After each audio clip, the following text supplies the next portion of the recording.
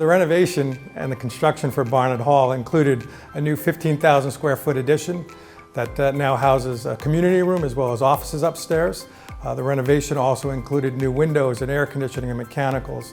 As we prepare to open Barnard this fall, we're really looking forward to the many opportunities that the new space will provide. To give you more information on that, let me introduce Dr. Kim Costellas, who will give you some background on the addition as well as the renovation.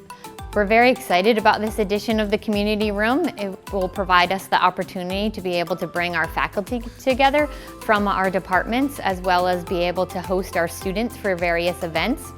As we expand our technology in the space here, we'll be able to bring in virtual guests and speakers as well as audiences, and be able to offer professional learning series as well as incorporate our school and community partnerships. We are very excited to be able to expand our literacy center as well as have 2 model classrooms within close proximity of each other. Having our model classrooms, one being in early childhood and the second one being an elementary classroom, being in close proximity with the literacy center allows us to be able to provide more programming as well as provide additional opportunities for our students to be doing peer teaching in those spaces.